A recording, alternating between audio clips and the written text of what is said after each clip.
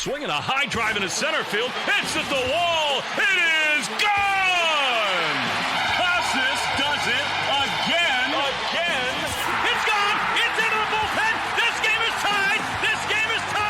He swings and rips one to center field. It's high. It's deep. It's back. It's gone. Sale winds. He fires. Swing and a miss. Strike three. It's over. The Red Sox have won the World Championship.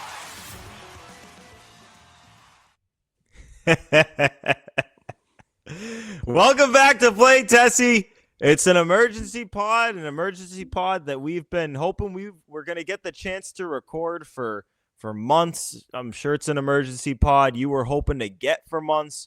We've been talking about the right-handed bat, and the Red Sox have gotten the best available on the market. Alex Bregman is at Boston Red Sox. This is the official Red Sox podcast of WEEI. Before we get going, hit the subscribe button wherever you're getting your podcasts. Subscribe, rate 5 stars.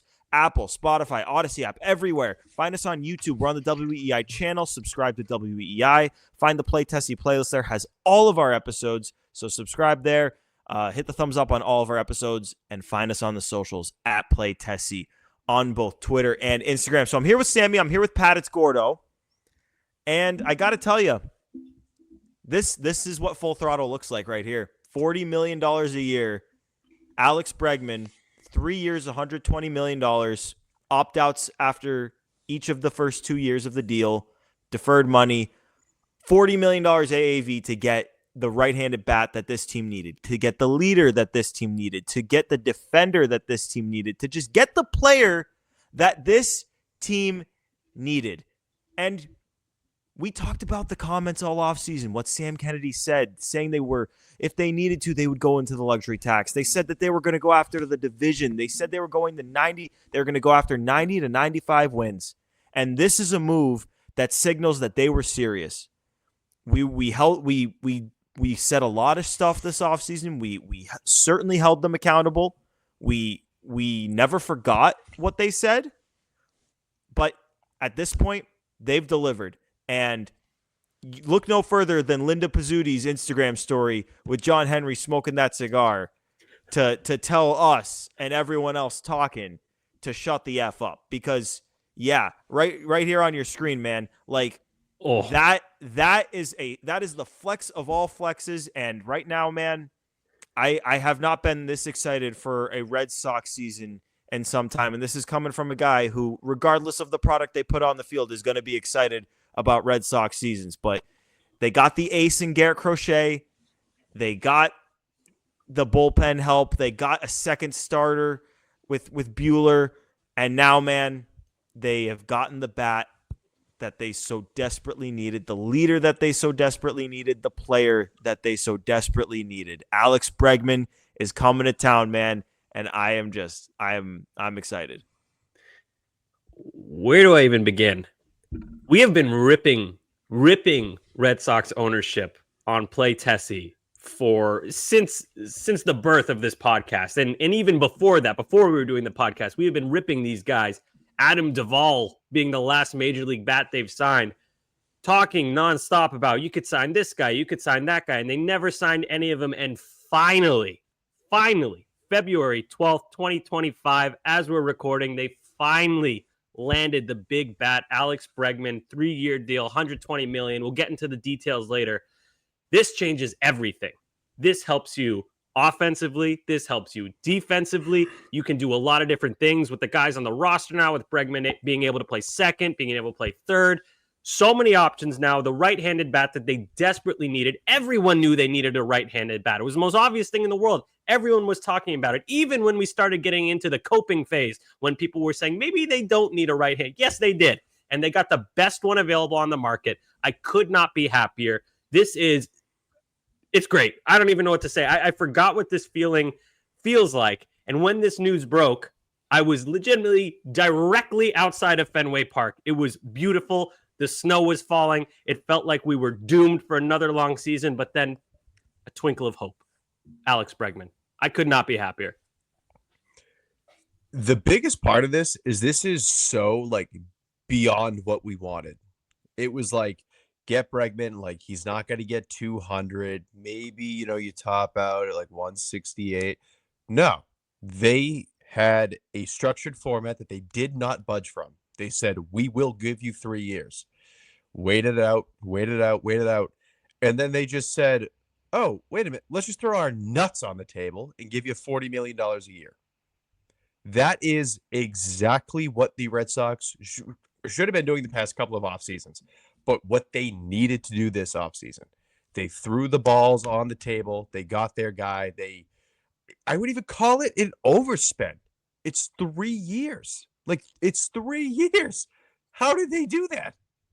You got to look with the format, because personally, like, I've never been the biggest fan of giving the comp pick to players that can opt out after the first year. And like, I stand by it. It's not my favorite form of contract, but the truth is here, like, comp pick aside, the upside here is he crushes it for you, and you have a good 1 year deal and have the opportunity to re-sign him afterwards. And if you don't re-sign him, like, obviously we know Vlad is going to hit the market next year, and hopefully they'll make a play at him regardless of this deal. But the downside is, yeah, if he's not good year one, then he has a chance to bounce back year two. And if he doesn't bounce back year two and you're feeling like, yeah, he's probably a depleted asset, then it's only 1 year that you have to eat. As opposed to, like, when you look at Trevor Story, with that deal, it was a 6-year deal. When he kind of had a rough year one, and then didn't bounce back year two, it's like, oh crap, like we've got a brutal asset on the board here for like 4 more years. The downside is so limited when you limit the years. Like, you're not going to run into a Xander Bogaerts situation where that contract stinks and now you've got basically a decade to eat. But on the other side of it, like, the chance that it works, you got a guy that has like a 1,200 OPS career at Fenway Park.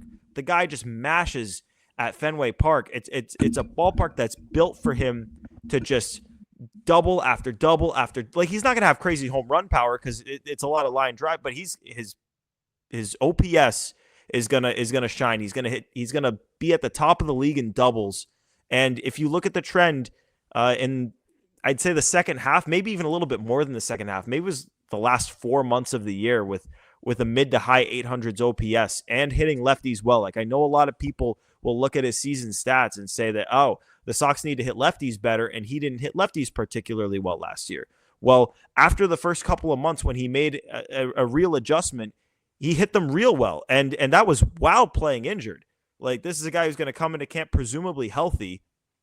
You have to feel good about what this move does, and we've talked so much about how the American League is so wide open. This is the type of risk that you take when it's for the taking. Like, I don't know about you guys, but this move vaults them into division contention in my eyes. Assuming that they get a reliever at the end to finish it, and like I don't see why they wouldn't, because, like, how could you not finish the roster at this point? Like, they're gonna do it. Like, this is a team that's going to compete for the division. That's the way I see it. Sammy, you're muted.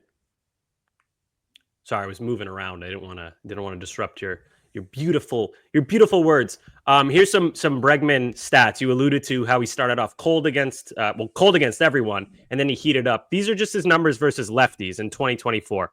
So April, 523 OPS, awful. May, 440 OPS, even worse. Then something clicked. Because in June versus lefties, 881, July, 779, August, 947, September, 983. And then if you want to do June to September, 894 OPS. So I'm not worried about the left-handed thing. I think that's been overstated. In his career, he has an OPS over 860 against lefties. I'm not a concern for me. This is a great fit. What do you got, Gordo? I see you smiling.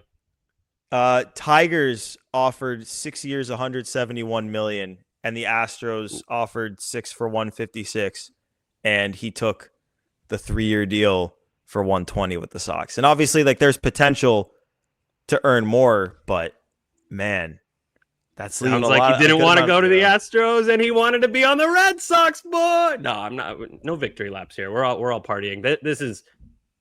I mean, I feel good about the Red Sox brand right now.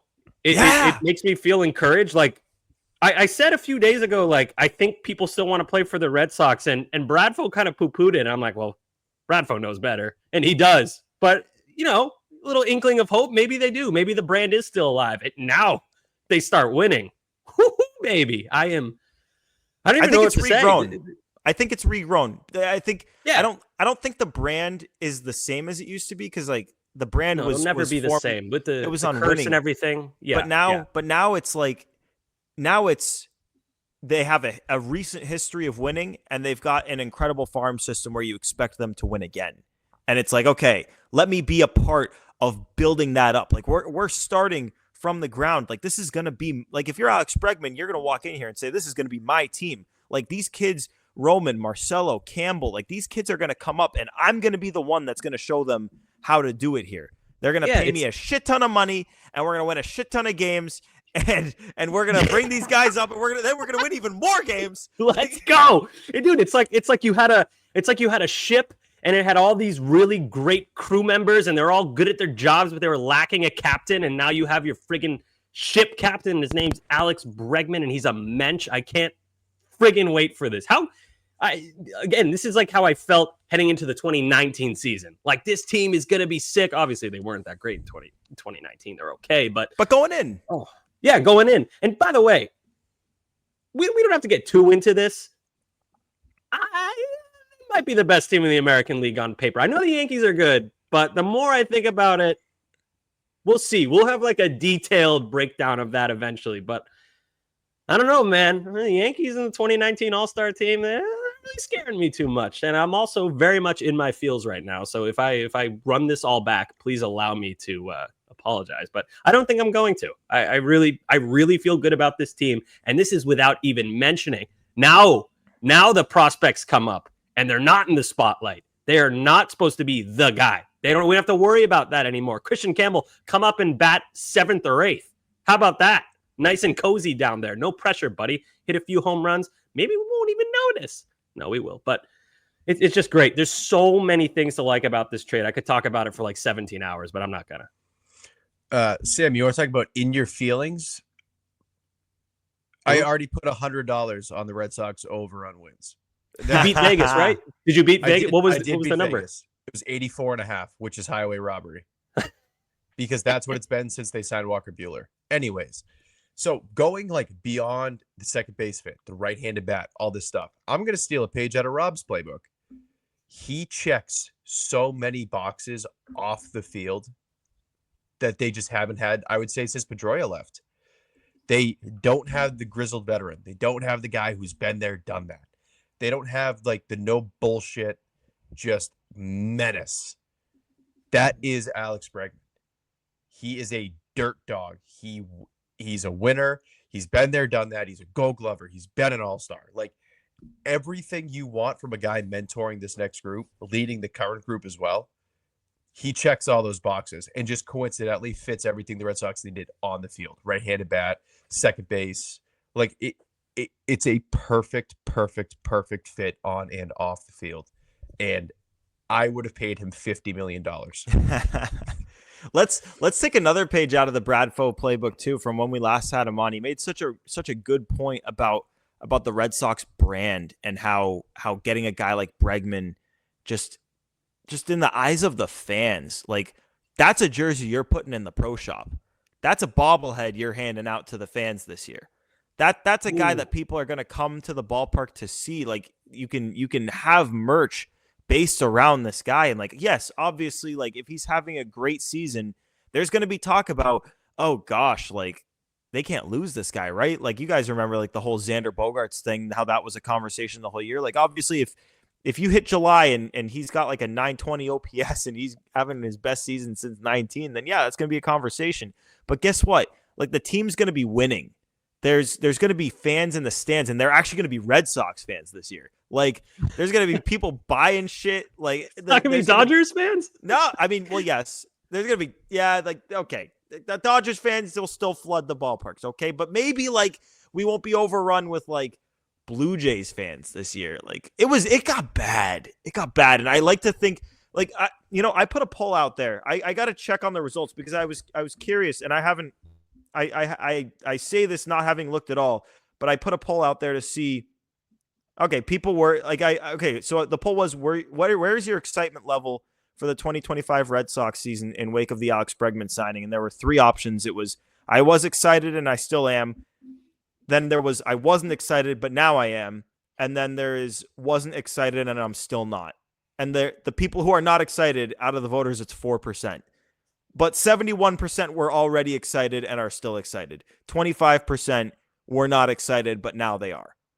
But just guess what? Like if that is anywhere close to indicative of the overall fan base, then guess what? Like you're bringing in a huge chunk of fans who have been just numb to everything that's been going on and just have tuned out. But now, like, oh, they're coming back. They're coming back, and they're all going to be listening to Play Tessie. That too. What number is Bregman going to wear? 2? No. Think so? Oh, 2. Yeah, he can wear 2. Yeah. Right? Do we have a 2? My brain is like not working. I can't even think of numbers right now. No, Justin Turner had it after Xander, and I don't think anyone's had it last year. Okay, cool. So that's good. Justin Turner. Oh, Joe put it in the chat. Dom had it. Right, So, yeah, that's right. I was gonna say, didn't some like? I was gonna say, don't say it. It's Dom. So didn't some it, Sammy? Didn't some superstar have that number? And I was thinking of Xander, but it was actually Dom Smith. Okay, cool. So we don't have to worry about the jersey number. I'm so weird, man. That's like after I think about the fit, the second thing I think is like, all right, what number is he gonna wear? Like, also, this is weird. You guys might think I'm lying, but I swear I'm not. When they traded for Crochet, in my head I'm like 35 would be such a sick number for him. And then they gave him 35. I was so happy. I didn't say anything because I know people will be like, this guy's insane. Like, why does he care so much? 35, really cool number. Number 2 for Bregman. Bregman's the shit. So is number 2. Perfect. I can't. I couldn't be happier for this. This is so exciting. You saw Zach Kelly posting like excitement stuff on Twitter. Like this has to feel good, dude. This has to feel good for the Red Sox. You know who I do feel bad for though? I kind of feel bad for Nolan Arenado. I think he really wanted to be on the Red Sox, and now he's like, God, I'm stuck with the friggin' Cardinals. Which, by the way, St. Louis, from what we've heard from players and like around the league, it's a great place to play. It's just like they're trending the other way. They're going to be 34, so seems like a gamer. I hope he lands with a contender, unless it's the Yankees. I hope he lands. Where would he go? Pat, I know you have a quote, but the Tigers 6 years, 171 mil had an opt-out after 2 years as well. I cannot believe he didn't do that. Oh my God. That allows you to leave when Scuba leaves. Not what I was going to say, but news passing confirming Alex Bregman will play second base. Nice. Okay. The tweet reads, the expectation is Alex Bregman will play second base for Boston, sources tell ESPN. Even though the Red Sox have top prospect Christian Campbell coming, they saw Bregman having enough of an impact that they offered $40 million a year with deferrals to make the deal happen. Pat, do your thing, and then I want to talk about the position stuff. Yes.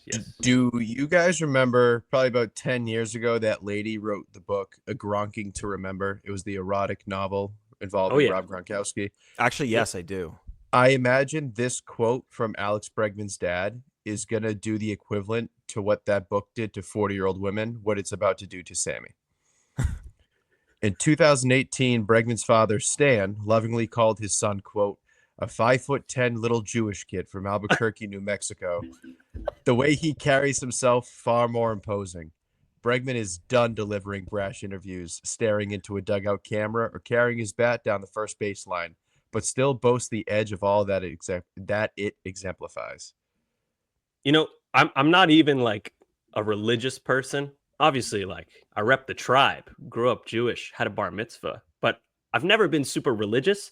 But when there's a Jewish athlete, I'm like, yo, that's my guy. Because we don't have that many. Like Edelman, Jeremy Swayman, Bregman. Uke. Yeah, Uke. There's been a few, but, you know, we're generally not the most athletic bunch, to be totally honest. So we get a guy like Bregman. It's exciting for you. Representation matters.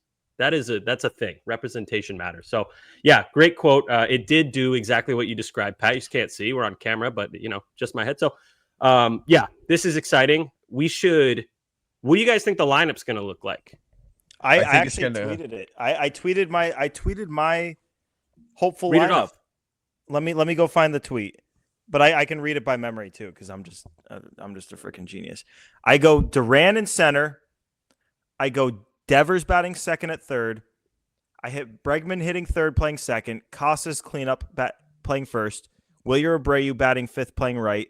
Trevor Story batting sixth, playing short.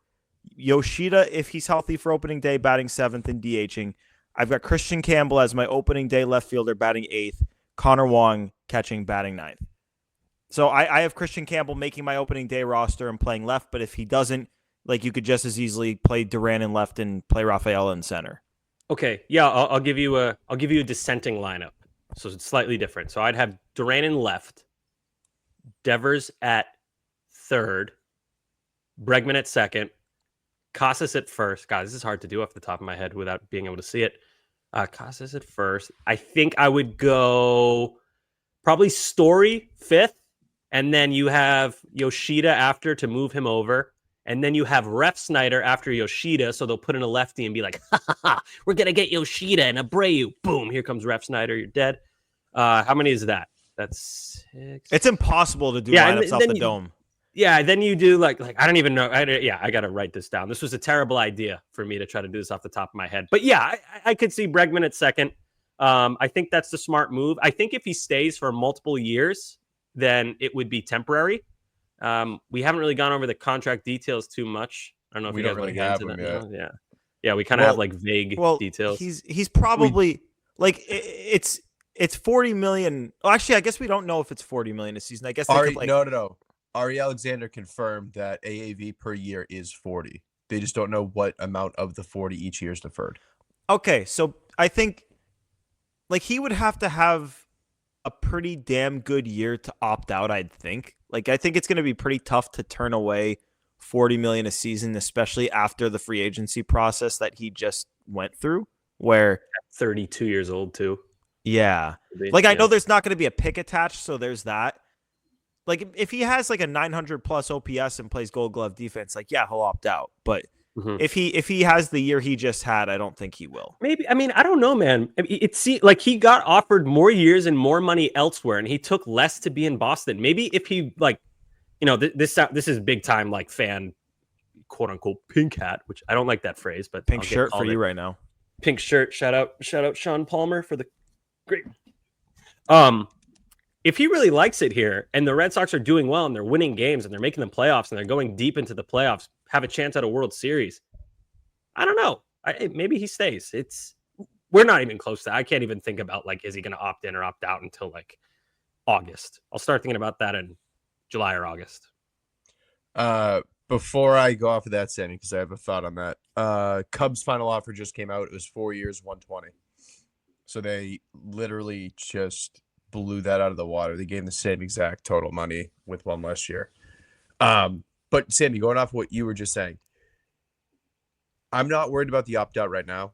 Like, it'd be nice to know the contract details and kind of like mentally like, okay, like, 50% chance, 35% chance he opts out, whatever. I'm not even going to think about it. I don't care if he opts out.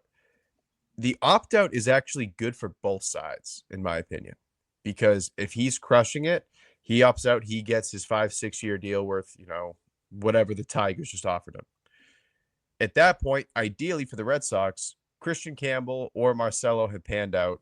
Story's at short, Marcelo's at second, flip-flop, do whatever kind of moving around you need to do. A year is kind of that perfect stopgap. It's kind of like what Tyler O'Neill would have been on the QO. We talked about how he takes the pressure off the young kids. That's what Bregman would be on, on a 1 year deal that he ends up opting out of. It would have to be a lot of money, I think, in my opinion, deferred for him to opt out. But I mean, the opt-outs work both ways. Like, I'm not even freaking out about if he does opt out. I want to talk about the angle of this, like the Bregman versus Arenado, because obviously these guys' markets were super connected, and Arenado had to be sitting there praying that Bregman did not sign with the Red Sox. And like, God, the worst case scenario for Arenado was for Bregman to draw this out as long as it got drawn out and then pick Boston.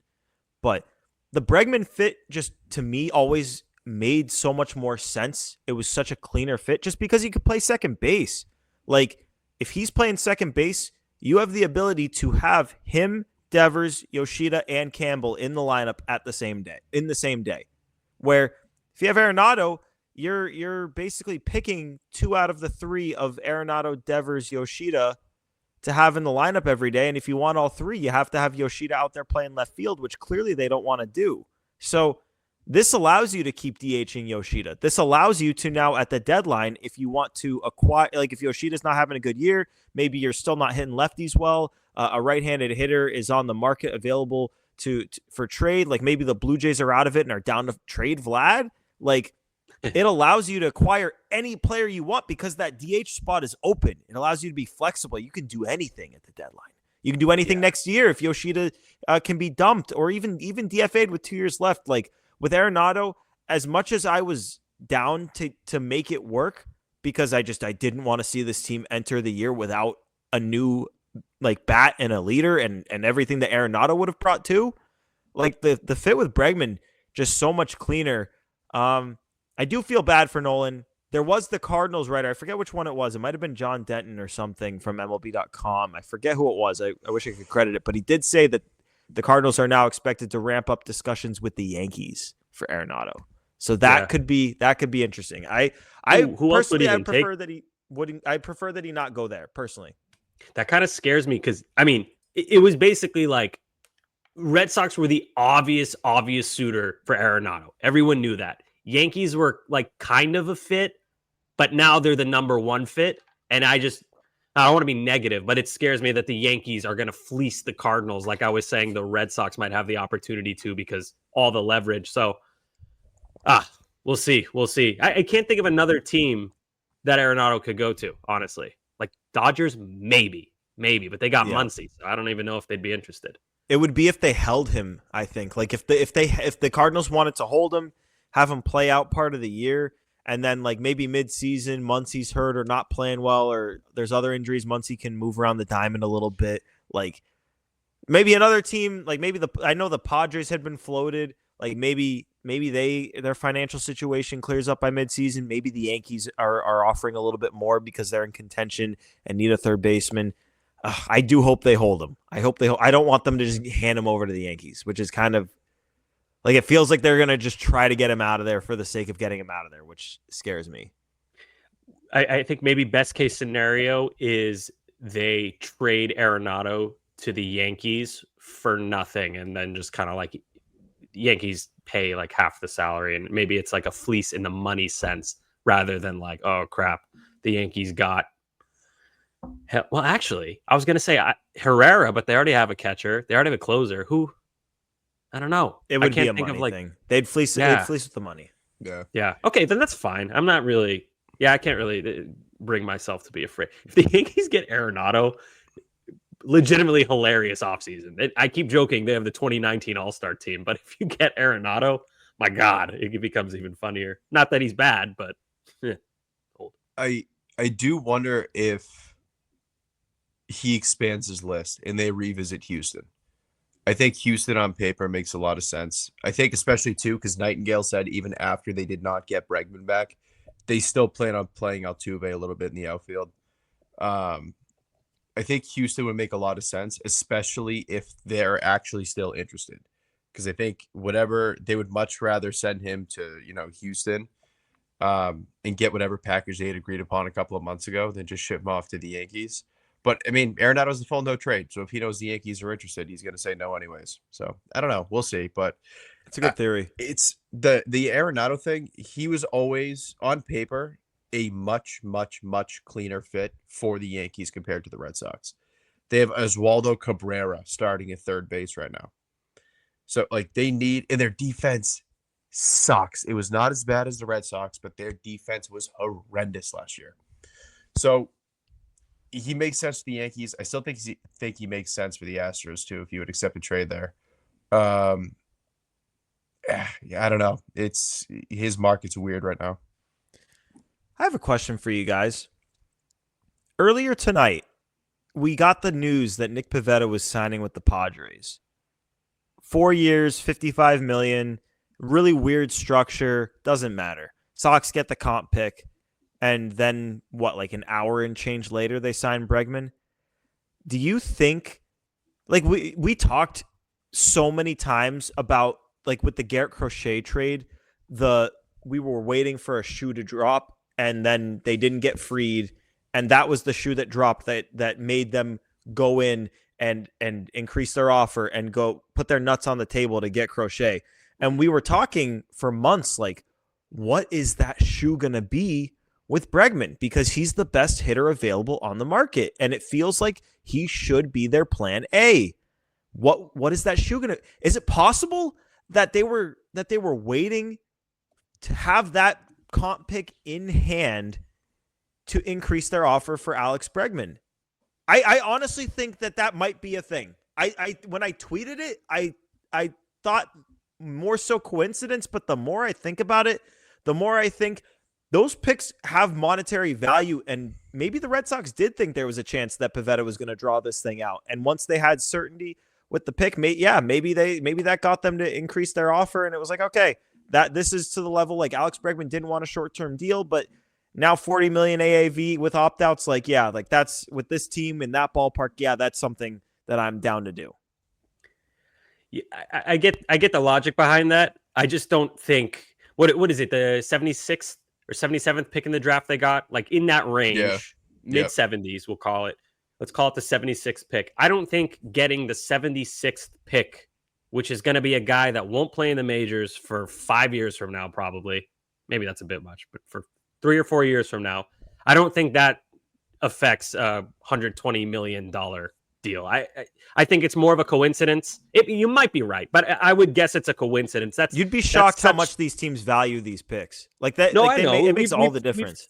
We've had these conversations about that before off the record, but, like, I don't know. That's such a small little boost compared to, like, an $120 million deal for an all-star like Bregman. I would lean towards the timing being more coincidental than incidental.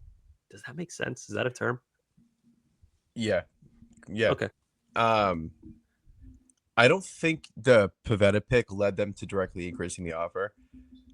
I do think that they were okay kind of slow playing it and waiting out Bregman, partially due to ensuring they do get a comp pick for Pivetta. I think no matter what, if they truly want a Bregman, which I believe they do, they were always going to get up to that number they did today, that 3 for 120. That was always going to happen. But if they were, I don't want to say procrastinating, but okay waiting, I should say, until they kind of got, okay, we're getting that pick back, I think it's possible. I don't think it's, like, the reason that he signed today. Because, again, like I said, that I don't think that was a limiting factor. I think that if that was a number they were always going to get to. But the fact that they got that pick today, they're like, we don't need to wait around anymore. We know what we got. Mm-hmm. We're good. Go. Jump.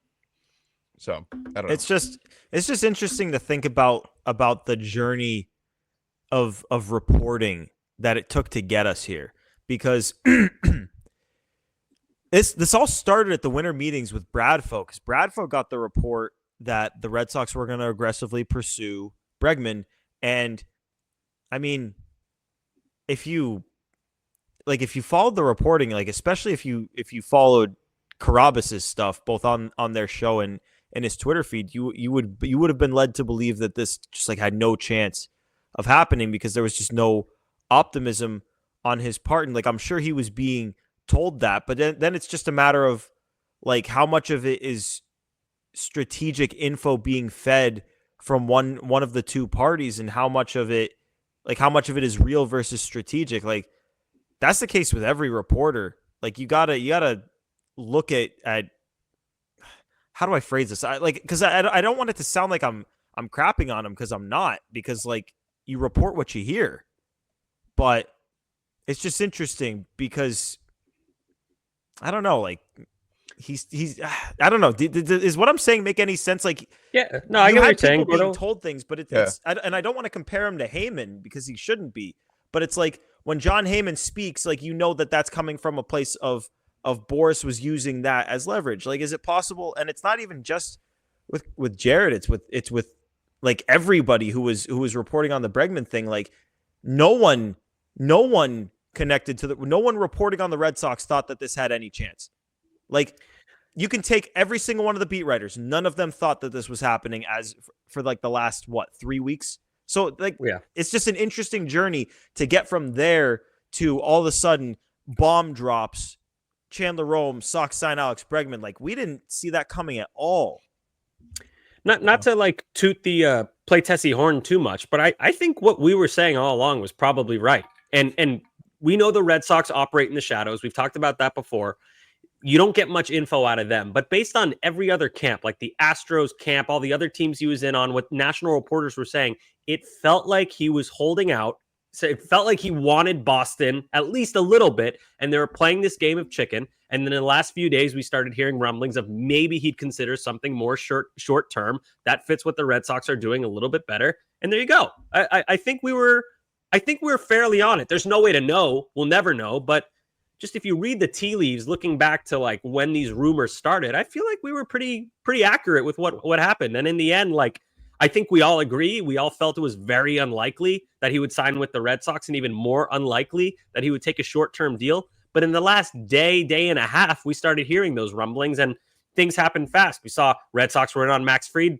Don't get him. Boom. Garrett Crochet to the Red Sox the next day. So I don't know. I think we were on it, and like I said, we'll never know, but it feels like we walked the right path here.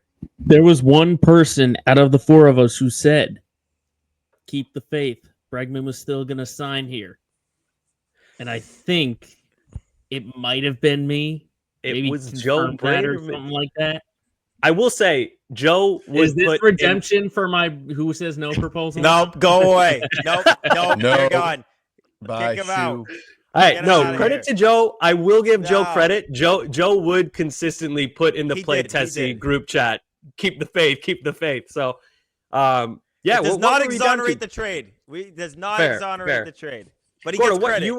You were down to 2.5%. I was all the way down at 5%, with the caveat that I'm only at 5 because there's not many teams in on him. And Pat, you were what, like in that single digit? I want to say range. Pat was at 10. I thought. I want to say 15. The last time we gave percentages, I think it was 15. Fair enough. All right, Pat was close, but we were all very low. And I also put the Cubs, Tigers, Cubs, Tigers, Astros all ahead of the Red Sox. Okay. I had Cubs, Red Sox in my order. Cubs, Red Sox, Astros, and then like a Grand Canyon sized gap because nobody wants to play for the Blue Jays. And then the Tigers ballpark is just a graveyard for hitters. I don't think Bregman wants to do that. So, this is great. This feels so good. Are we in the... What are we grading the offseason now? If this is it, if they don't add a reliever, I would still like a reliever. But if they don't add a reliever, I'd go A- without the Crochet extension. Oof, I would go if they don't get a reliever and they don't extend Crochet, I'm still at like a B or a B-. Because it's just it's tough. I'm because pretty confident they'll extend Crochet. Yeah, with the Crochet extension, it jumps a lot. And if they extend Crochet and they get another reliever, I'm right there in that A- territory. I don't know if you can get to the A territory without having somehow gotten Juan Soto, because there's no offseason that can match the offseason that would have been had they gotten Soto. So that's the only A for me. You can't get, and it's not even their fault. Like, they offered him $700 million, but it's like, it's a B- now. If they get the reliever, it's a B. If they extend Crochet, that's an A-. Like, that's a big part of this for me. Honestly, no, I'll take that back. I'll say they're at a B now.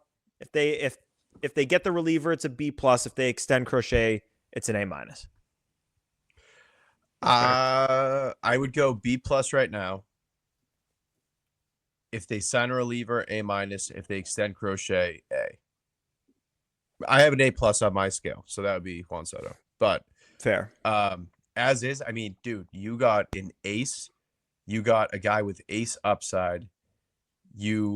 I still think they upgraded the bullpen kind of internally, and then you got your right-handed bat, your leader, and I think you're a reliever away from like a legit full stacked roster. And Crochet is like I don't want to say cherry on top, because that's a huge, huge portion of the offseason is getting Crochet done. but that's like the last big checkbox, and it's a very like feasible checkbox. Like I still think it's pretty likely he signs an extension. The comments he had yesterday, I still think it's like a negotiation tactic. I think he's just being coy. Me too. Because you don't play your hand. Oh yeah, I want one.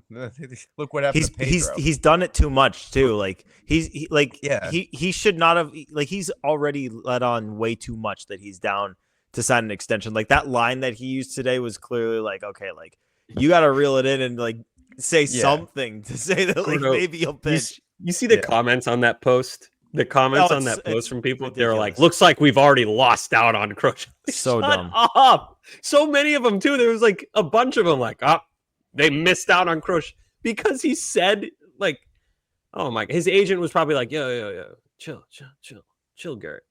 Yeah. Let's get you more money, bro. But, oh man, I can't even, the only thing I can think about is this lineup and this rotation on opening day. Think about where they are. Think about, like, separate it out, like 4 aspects of the team. You got the offense, you got the defense, you got the starting pitching, you got the bullpen. Bullpen, I think it's borderline better, but you get the one guy and it's definitely better. The rotation is obviously better. The defense is obviously better. The lineup, I think you could make the argument is the same, but I would hope that it's better. It's going to depend on the performance of the rookies. Gotta say it's better. I think it's better. The only way it wouldn't be better is if Bregman like fell off a cliff, Devers got hurt again, Casas got hurt again, Story got hurt again, Yoshida underperformed again and got hurt. Like there's no way. O'Neill's gone, and O'Neill was their O'Neill top was home good, run hitter last year. Yeah, O'Neill had a better offensive season last year than Bregman. I know, but he's not. I just don't think that was like a sustainable thing, and it was all like lefties only, and Devers was hurt. You're comparing next year to last year. You're not saying what O'Neill would have done. You're comparing to what he did do. I know. I just don't. I think Bregman's the better. It's just such a better fit. Like the contact portion too. Now you can keep Yoshida, like you said earlier, Gordo. You don't have that strikeout thing anymore. O'Neill, most home runs on the team, also the biggest culprit with the strikeouts, which is why that team got ice cold at times. I love it, man. This, yeah, okay. So it makes the defense better. It makes you better against lefties. It solves the strikeout problem a little bit. Improves it. Yeah. Leadership, check. As Rob said, gets people to the ballpark, check. There's so many boxes this checks. And like, this is one of the first times in so long that I've seen almost every Red Sox fan happy at the same time about a move that happened. Like the Crochet one, there were people saying, oh, that's that overpay. And like Chapman, obviously people are very split on him due to his off-field stuff. Like say what you want about the pitcher, but the off-field stuff, hard to ignore that. Bueller, some people were happy. Some people were like, this is cheap. Why would you not go with XYZ instead? This is like, everyone agrees. This is great. There's like 4 people who are like sad trombone. Forget those people. They don't matter. This is awesome. If you're a Red Sox fan, I hope you're happy because I sure am. One of my favorite stats about Bregman, we're not going to count his rookie year. We're not going to count the COVID year. Games played. 155, 157, 156, 91, 155, 161, 145. That guy is available, and the best ability is availability. That's huge, especially considering, I mean, last season alone. Like, you thought, they have a pretty good roster. And then Whitlock goes down. Hendricks doesn't come back. Giolito gets hurt. Casas is out. Story's hurt. Having a guy like that, like, it's stupid because you never know with injuries, but with a track record, you feel a lot better going into the year. He plays through shit too. Like it's not even just a matter of like him like it's like Devers. Like he's on the field and it's yes, he's staying healthy, but also like he's willing to gut shit out.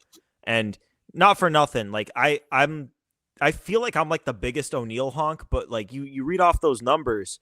That's one thing you weren't getting with O'Neill. You didn't get it last year. You weren't going to get it if you brought him back. Bregman's going to be on the field. Like there were a lot of games last year that the Red Sox had to play without Tyler O'Neill. And any game against left-handed pitching last year when Tyler O'Neill wasn't in the lineup. Like, I don't know. I would love to know. I know their record against left-handed starters sucked anyway. But I'd be curious to see what that record was in games that Tyler O'Neill didn't start. I mean, the availability is the best ability trope is very much true. They had they had. We love Dom Smith, but like he should not be hitting third for you. He hit third for them multiple times. He would tell you that's not good. Dom Smith would be like, I probably shouldn't be hitting third. Remember against the Pirates, who hit fifth in the third game of that series early in the season? I don't know if I'll ever forget this. Oh, Tyler Heineman was DHing, batting fifth. So staying healthy, believe it or not, that shit matters. And Alex Bregman, he stays on the field. He is very much like Pedroia light. Not the same skill set, but like personality-wise. Maybe a little friendlier, but a little bit like Pedroia. Undersized, gritty. He's a ball player. He brings his lunch pail to the field. I'm so excited, guys. I'm sick. I'm pumped. I'm so excited. I might throw up out of excitement like a pug. What the hell? Or Don't me pugs on throw up? Me on A Christmas. pug. Hold on. I forgot about that. Wait, what? Pat throws When I- up on when I was- Christmas. When I was a kid, I used to get so excited for Santa, I would projectile vomit. I forgot about that. That's the funniest thing ever. Oh my god. I feel like It was Pat like- on Christmas. It was What- like four years in a row. At what point would you do it? Would you like you Oh, wake dude, up in the morning and then no, instantly projectile? Dude, I would ruin Christmas Eve gatherings. We would be at my grandmother's house for like hanging out. No, right before Christmas, just projectile like all over the living room, and you have to go Dude, home. Can you imagine if Pat grew Oh up my Jewish? God. If Pat grew up Jewish, he would puke 8 times every Dude. night. It's like night number 1, blah. Night number Oh. 2, blah. Oy vey. Jewish Pat. Welcome to the tribe, Pat. Me, you, Gordo, and Bregman. Oh god. Oh man. Oh man, I haven't been this happy recording in so long. This is pure. I'm like high on Red Sox baseball right now. It feels great. All Just right. that too. We've got to wrap this thing soon. I think we should end. I'm literally trying to think of anything we missed, but Dude, we can stop saying just sign Bregman. yeah, Never like we're again. actually going to talk about we'll talk about like the bullpen ad that they need to make, but like outside of that, like it literally we were talking about it on the last show about like, hey, like wow, we're actually talking about like baseball things. We're talking about baseball and not just talking about what moves they need to do and complaining and now it's like we're going to talk about baseball stuff and we're going to be super excited and the team's going to win games and spring training will be fun to watch. It'll be great. Man, this is Hell yeah, this is man. exciting. We also Let's, have to give a shout out to friend of the program from Section 10, Steve Peralt, with some insane predictions. Did you guys see on December 28th? He says Sasaki, Dodgers, Bregman, Red Sox, Santander, Blue Jays, Alonso, Mets, Flaherty, Tigers, Tanner Scott, Dodgers. 6 for 6. What the hell, Steve? That's insane. That's impressive. That's So impressive. credit to friend of the program, Steve. Well done. Let's unless there's something we're missing here, let's wrap it by giving Red Sox win total predictions right now. It's hard because again we don't quite know where they're gonna finish. I can start us off. I think before I had them as an 85 win team, and I think Bregman gets them to 89. That's where I'll take it. 89. I will go 90. 90 on the dot. Pat? I was gonna go 90, but I'll be a little more optimistic. I'll go 91. I'll go 91 and 71. These It'll are be not interesting. official. Oh Not yeah, like official. our official predictions don't come until the opening day pod. Or maybe it's the pod before that. I don't know. Depends on Pod how we before. structure shit this year. We'll figure it out. Corey, you're gonna do the thing where you yell, "It's opening day!" Oh, That fired yeah. me up so much last year. That was great. I remember that being like, "Oh, finally, we're here," but the team is not going to be very good. Now we don't have that second part. All right, I want to go to bed. Is that cool? Yeah. Let's let's hit go to let's bed. hit the hay. It's a little bit late. We stayed up late doing emergency pod, but it was worth it. It was worth it. This has been fun. We'll sleep like a baby tonight. We've had some good emergency pods this offseason. Like it took us a long time to get here, but like I mean, even if they don't get that next reliever, it feels good that we've basically completed it. Like, it took us a long time, and we've done a lot of bitching and moaning. We've done a lot of celebrating, a lot of ups and downs emotionally. When you talk about the Red Sox as much as we do, both on the podcast, but like also literally every day in group chats, on Twitter with other friends, like it's all we do is just talk Sox. So it feels good when it feels like the team cares about its short-term success as much as we do. And man, it makes you excited for the season. It makes you excited to see what Fenway Park is going to look like, with fans rooting for a Red Sox team that's going to be likable, it's going to be good, that's going to win games. It's going to be a team that the city can get behind, and it's going to be exciting. But man, I can't wait. We'll be in your ears again soon. But till next time, this has been Play Tessie, an emergency pod. The Alex Bregman signs with the Boston Red Sox podcast here on Play Tessie. Till next time, though, remember, hit that subscribe button wherever you're getting your podcasts. Odyssey app, Spotify, Apple. Subscribe, rate 5 stars. Find us on YouTube. We're on the WEI channel where you can subscribe there. You can find the Play Tessie playlist. It has all of our episodes in video form. So you can hit the subscribe button to WEI, hit the thumbs up button on all of our videos, and find us on the socials at Play Tessie on both Twitter and Instagram. So for Sammy and for Pat, for Joe producing, appreciate you guys all jumping on. Late night, it's past midnight, but when Alex Bregman signs with the Red Sox and the Red Sox are back, that calls for an emergency pod. Glad we got it done. Glad we could do it for you guys. Hope you enjoyed it. And until next time, this has been Play Tessie, emergency pod form. Thanks for tuning in. Peace.